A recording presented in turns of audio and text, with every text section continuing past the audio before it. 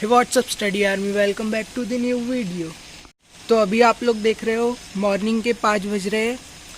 तो मैं आप लोगों के लिए वीडियो शूट कर रहा हूँ। अगर मैं इतनी मेहनत कर रहा हूँ तो आप भी मेरे वीडियो को लाइक, शेयर और सब्सक्राइब ज़रूर कीजिएगा।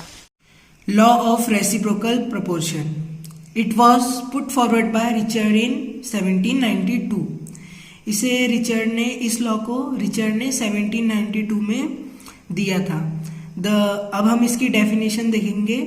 The ratio of the weight of two element A and B which combine separately with the fixed weight of third element C is either the same or some simple multiple of the ratio of the weights in which A and B combine directly with each other।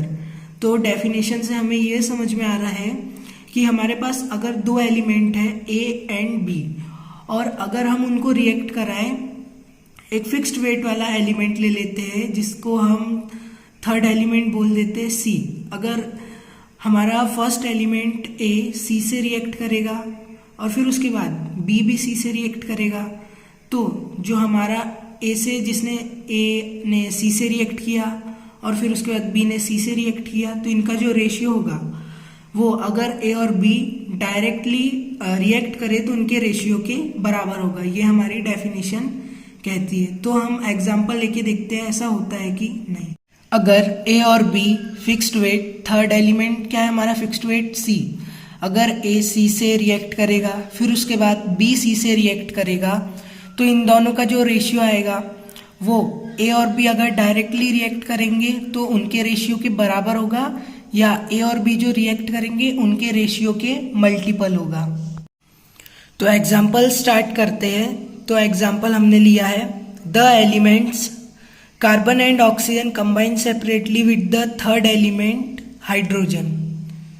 तो अब हमने example लिया है कि जो carbon और oxygen है वो किससे, थर्ड एलिमेंट C, यानी कि थर्ड एलिमेंट C होता है वो क्या होता है फिक्स्ड वेट। तो हमारा हाइड्रोजन क्या होगा फिक्स्ड वेट, और कार्बन और ऑक्सीजन का वेट फिक्स्ड नहीं होगा। तो हमारा A एलिमेंट होगा कार्बन, B एलिमेंट होगा ऑक्सीजन एंड C एलिमेंट होगा हाइड्रोजन। ऐसा हमने क्यों लिया, क्योंकि हमारी डेफिनेशन बोलती है कि A और B एलिमेंट अगर अलग अलग फिक्स्ड वेट हाइड्रोजन के साथ रिएक्ट करेंगे तो उनका जो रेशियो आएगा वो A और B के डायरेक्टली रिएक्ट होने के रेशियो के बराबर होगा या मल्टीपल होगा। इसलिए हमारा A एलिमेंट कार्बन होगा, B एलिमेंट C होगा और C एलिमेंट हाइड्रोजन होगा। तो हम देखते हैं कि अगर A C से रिएक्ट करेगा तो उसका रेशियो कितना आएगा। तो हम रिएक्ट करेंगे, A C से रिएक्ट करेगा यानी कार्बन हाइड्रोजन से रिएक्ट करेगा तो वो क्या फॉर्म करेगा, मीथेन CH4। तो CH4 फॉर्म हुआ तो उसका रेशियो क्या होगा, कार्बन और हाइड्रोजन का रेशियो।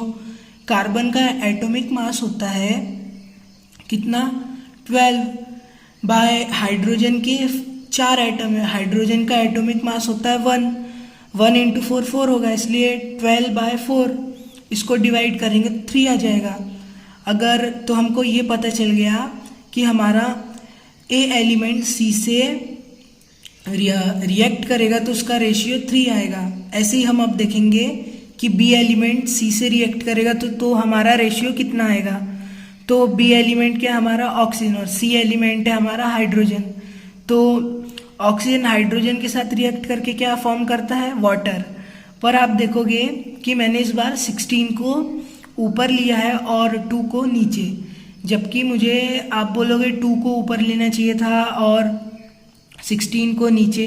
पर मैंने ऐसा इसलिए नहीं लिया क्योंकि हमेशा जो भी हमारा फिक्स्ड वेट क्या है हाइड्रोजन, उसको नीचे लिया जाता है। जो भी हमारा फिक्स्ड वेट रहेगा उसको नीचे लिया जाता है, जो भी अनफिक्स्ड वेट रहेगा उसको ऊपर। तो हमारा H2O है तो हम इसका रेशियो कैसे लेंगे, ऑक्सीजन रेशियो हाइड्रोजन। तो हमारा ऑक्सीजन का एटॉमिक मास होता है 16 और हाइड्रोजन का 1, पर यहाँ पे हाइड्रोजन के 2 एटम है तो 1 इंटू 2 कितना हो जाएगा 2। तो 16/2 लेंगे तो इसको कैलकुलेट करने पे 8 आएगा। तो अब हम जो हमारा ए सी से कंबाइन हुआ और बी सी से कंबाइन हुआ, इन दोनों का रेशियो देखेंगे। Ratio of CH4 ratio H2O कितना होगा 3:8। तो आपको ये बात क्लियर हुई कि अब ये जो रेशियो आया, तो अगर ए और बी डायरेक्टली रिएक्ट करेंगे तो ये जो हमने अभी रेशियो निकाला ये उनके बराबर होगा या तो उनका सिंपल मल्टीपल होगा अगर ए और बी डायरेक्ट रिएक्ट करेंगे। चलो वीडियो को आगे बढ़ाते हैं।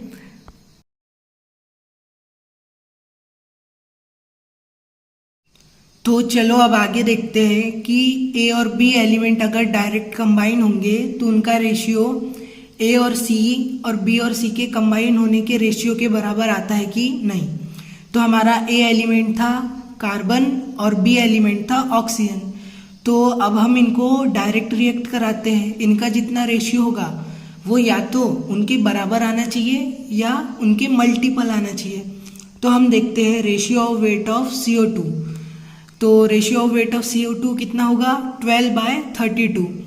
12 क्या है यहाँ पे कार्बन का एटॉमिक मास और 32 क्या है यहाँ पे ऑक्सीजन का एटॉमिक मास। पर ऑक्सीजन का एटॉमिक मास कितना होता है 16, पर यहाँ पे ऑक्सीजन के 2 एटम है इसलिए 16 × 2 32। तो फिर 12/32 ये क्या हो जाएगा, इनका रेशियो कैलकुलेट करेंगे तो ये हो जाएगा 3:8।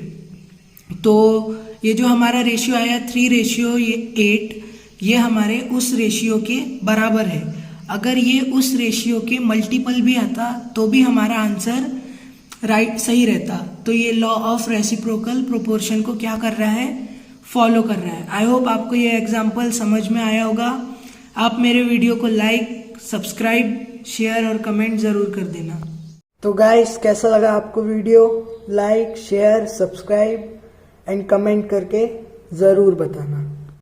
Thanks for watching and subscribe my YouTube channel.